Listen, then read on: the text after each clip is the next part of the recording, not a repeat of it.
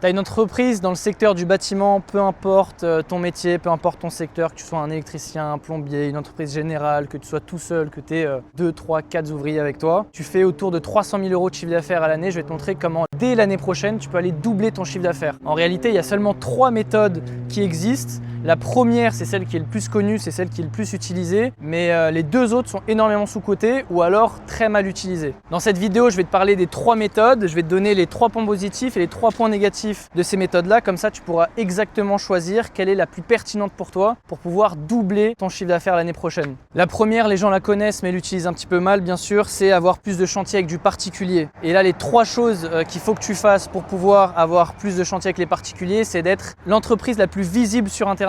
Avant de lancer n'importe quelle publicité, il faut que tu aies un site internet qui soit carré, une fiche Google qui soit carrée parce que c'est l'endroit final où iront tes clients. La deuxième chose qui est hyper sous-cotée, et Jim il en a parlé dans une autre vidéo, mais c'est la vitesse de rappel et le suivi des clients. Si tu recontactes les prospects qui sont générés depuis la publicité en 5 minutes et que tu arrives à bien les suivre, que tu as une bonne relation commerciale avec eux, alors là crois-moi que tu vas pouvoir faire 20, 30 voire 40 fois plus de chiffre d'affaires que d'autres personnes qui utilisent exactement la même méthode que toi. Et du coup la troisième chose pour que ça se passe bien, c'est de faire de la publicité. Et la publicité, ce qui est exceptionnel, c'est comme un robinet. Tu as juste à ouvrir le robinet, tu mets un budget quotidien. Si tu as la bonne stratégie, tu sais exactement que quand tu mets par exemple 1000 € de publicité, ça va t'apporter 20, 30, 40, 50 000 € de chiffre d'affaires. Donc après, en fonction de ça, tu peux adapter. Tu peux mettre 1000 € par mois, tu peux mettre 2000, 3000 € par mois en fonction des chantiers que tu vas absorber, etc. Et c'est ça qui est exceptionnel avec la publicité aujourd'hui. Les 3 points positifs de travailler avec du particulier, c'est que déjà, tu as une meilleure marge. Tu n'as pas d'intermédiaire, donc toute la marge, elle est gobée pour toi. La deuxième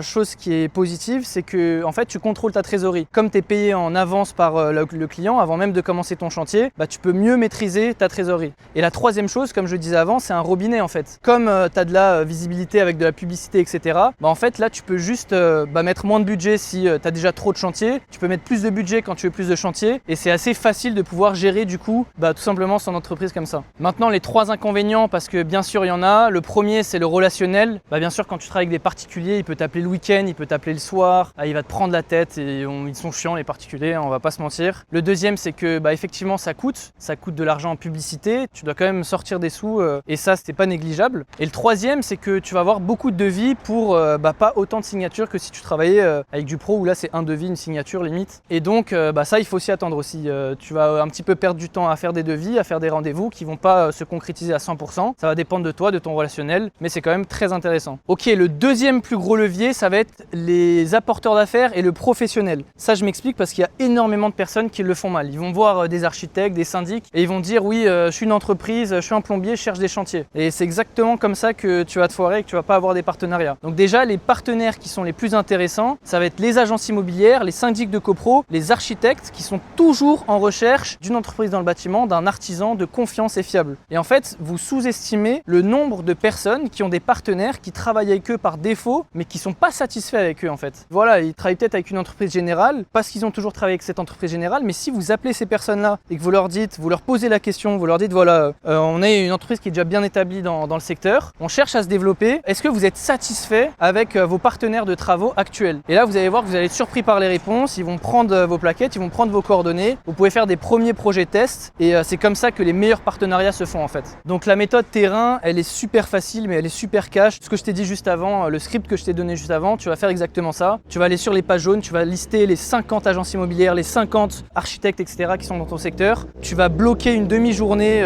toute une journée limite pour les appeler tous un par un. Tu leur poses la question, est-ce qu'ils sont satisfaits avec leur partenaire actuel? Il y en a beaucoup qui vont te recaler, il y en a beaucoup qui vont t'insulter parce que faire du démarchage à froid, c'est dur. Mais par contre, tu vas pouvoir, je sais pas, sur 50, 100 appels, obtenir 2, 3, 4, 5 potentiellement bons partenariats. Et en fait, 5 partenaires, ça te permet déjà d'avoir des chantiers sur toute l'année. Le vrai secret, c'est le suivi. Si une personne elle t'a dit ok, je suis chaud de travailler avec toi et qu'elle t'envoie pas du chantier dès la semaine d'après, un mois après, envoie-lui un chantier que tu viens de finir, prendre ses nouvelles, passe à l'agence immobilière par exemple avec des croissants pour juste reconnecter, etc. pour montrer que tu es présent, que tu existes et que tu es carré. Les 3 points positifs de travailler avec du professionnel, c'est que contrairement à la publicité, tu n'as pas de coût d'acquisition, tu as juste besoin d'un abonnement téléphonique pour trouver tes partenaires, quoi. La deuxième chose, c'est que tu peux avoir pas mal de récurrence. Quand tu travailles avec un architecte et que tu as fait un bon travail, en fait, il va te rappeler sur d'autres projets. D'ailleurs, attends, mais juste, il est exceptionnel ce...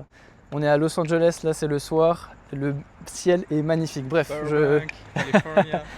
je reprends. Et le troisième, c'est que, encore une fois, contrairement aux particuliers, là, la confiance, elle est transférée. Si le mec fait confiance à son architecte, fait confiance à son agent immobilier, en fait, quand il va demander, voilà, vous avez une entreprise de confiance pour pouvoir faire les travaux dans le nouveau bien que j'ai acheté, et que l'agent immobilier dit oui, on a cette entreprise-là, en fait, vous n'allez pas galérer avec 15 autres entreprises parce que vous êtes l'artisan de confiance. Et les trois inconvénients, parce qu'il y a aussi des inconvénients, c'est que déjà, en fait, c'est pas régulier. Contrairement à la publicité, en fait, vous pouvez avoir des périodes creuse quand un partenaire il t'oublie un peu ou qu'il n'a pas de projet, toi t'en as pas aussi, donc ça c'est chiant. Le deuxième, c'est que ça se paye pas comme la publicité, mais ça se paye en commission. Souvent c'est entre 5 et 10% du prix du chantier, donc ça aussi faut gérer avec les marges. Et le troisième, c'est que c'est assez lent au démarrage. Contrairement encore une fois à la publicité, c'est pas dès la première semaine que vous avez appelé vos architectes, etc., que vous allez avoir des chantiers la semaine d'après, quoi. Et le troisième type de levier que vous pouvez utiliser, qui est extrêmement puissant, et là je vais vous le dire quand on rentre dans le centre équestre qui est magnifique. Si on a de la chance, on pourra voir des chevaux à la fin de la vidéo. Mais c'est les marchés publics. J'ai pas la stat actuelle exacte, mais il y a énormément de marchés qui ne trouvent pas preneur. Vous pouvez les voir sur le site de BOMP, des marchés publics français, quoi, tout simplement. En fait, il y en a vraiment une tonne. Il y en a une tonne de travaux. En plus, c'est des chantiers souvent qui sont très intéressants et qui ne trouvent pas preneur. C'est des chantiers pour des écoles, pour des hôpitaux, pour des choses comme ça. Et c'est pas forcément plus compliqué que le particulier. Ce qui est embêtant, et c'est là où ça freine beaucoup de personnes, mais en fait, c'est plutôt un avantage pour vous, c'est que comme c'est une grosse contrainte administrative, la plupart des personnes, en fait, elles passent leur chemin parce qu'ils trouvent ça trop compliqué, ils veulent pas mettre le nez dedans. Mais du coup, ça fait beaucoup moins de concurrence pour les personnes qui veulent vraiment se plonger dedans. Je suis en train de le lire là, mais du coup, il y a un décret depuis le 1er janvier 2026 qui dit qu'en fait, en dessous du seuil des 100 000 € hors taxe de travaux, la commune, elle peut te confier un chantier en direct, sans appel d'offres, sans publicité. Et donc ça, tu vois, c'est super intéressant. Tu peux avoir des super chantiers déjà à partir de ce moment-là. Tu peux te mettre des alertes gratuites sur BOMP pour voir les chantiers qui sont possibles dans ton secteur. Et la chose qui est super importante, et donc les personnes qui font beaucoup d'appels d'offres vont se reconnaître, mais c'est de soigner son mémoire technique. Plus tu as un mémoire technique qui est soigné, plus tu auras de chance de remporter le dossier, tout simplement. Les trois avantages d'aller sur les marchés publics, c'est que déjà tu as 0 impayé. Donc ça, je sais que c'est un stress pour certaines entreprises qui ont des impayés, surtout avec les particuliers, etc., où c'est compliqué, mais aussi avec les professionnels, les promoteurs qui font faillite, etc., c'est insupportable. Là, avec le public, tu as 0 impayé, c'est l'État qui te paye, donc tu as une assurance de l'État. La deuxième chose qui est exceptionnelle, c'est que en fait, tu as beaucoup de visibilité. Tu peux signer un marché sur, je sais pas, les 4, 5, 6 années à suivre. Et en fait, tu sais que durant les 6 prochaines années, tu vas faire au moins 200 000 € de chiffre d'affaires chaque année. Et ça, c'est super agréable. Et la troisième chose qui est exceptionnelle, c'est que, comme je te le disais au début, les gens sont flippés en fait. Et du coup, il y a beaucoup moins de concurrence. Ils sont flippés de remplir des dossiers techniques, des mémoires techniques, etc. De faire de l'administratif français. Donc, c'est, voilà, bienvenue en France. Mais en même temps, du coup, ça vous met dans un avantage concurrentiel si vous vous mettez dessus. Et les trois inconvénients, parce que bien sûr, il y a toujours des inconvénients, c'est que déjà, t'es pas payé en avance, contrairement aux particuliers. Donc là, il faut que tu gères ta trésorerie, il faut que tu payes tes salaires d'avance, etc. Donc ça, c'est compliqué si t'as pas déjà de l'argent de côté. La deuxième chose, ça va encore une fois avec l'administratif, mais c'est que le cahier des charges, il est assez rigide. S'il y a des retards, s'il y a des choses comme ça, il y aura aussi des pénalités. Ça, c'est assez embêtant. Et je crois que c'était tout, hein. C'est l'administratif, la trésorerie et le cadre qui est rigide. Ça, c'était les trois points négatifs. Bon voilà, la bonne méthode, c'est d'avoir potentiellement un petit peu des trois ou 2 sur les 3, parce qu'avoir les 3 en même temps, c'est assez compliqué. Nous, ce qu'on recommande, c'est le particulier et le pro, parce qu'en fait, comme tu l'as compris, l'un comble l'autre. En fait, les inconvénients de l'un sont comblés par les avantages de l'autre, et donc tu arrives à fonctionner très bien avec ces choses-là. Si tu as besoin qu'on t'aide pour la mise en place de ces choses-là, dans tous les cas, tu peux nous contacter sur le premier lien en description. Comme d'habitude, c'est un entretien qui est gratuit où on te montre un petit peu ce qu'on met en place pour les entreprises avec lesquelles on travaille. D'ailleurs, tu peux voir des études de cas sur notre Instagram, sur notre YouTube, etc. pour te montrer encore une fois les choses qu'on fait. Et ouais, chose promise, chose due.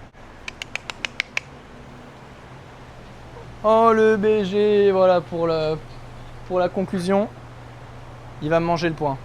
Et après tu toucheras pas trop au téléphone. Hein. Ah, il veut pas me manger le point. Bon, on va choisir un autre qui va me manger le point. Coucou mon beau gosse. Est-ce qu'il lui il a plus faim? Ah. Ouais, lui il me bouffe un peu. Aïe. C'est le téléphone de Jim, je vais lui donner... il me bouffe le point. Aïe, aïe, aïe. Donne-lui le thé. Qu'est-ce le que t'as à téléphone dire? manger. Bon, fini de rigoler. Merci beaucoup d'avoir regardé cette vidéo jusqu'à la fin si vous l'avez fait.